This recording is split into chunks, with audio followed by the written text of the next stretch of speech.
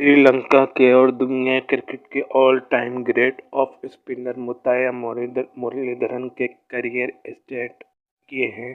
133 मैचों में उन्होंने 800 विकेटें ली हैं।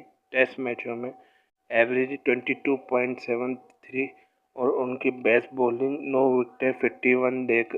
विकेटें 51 रन्स देकर 5 विकेट हॉल 67 और 10 विकेट हॉल पूरे टेस्ट मैच में 22 दफ़ा।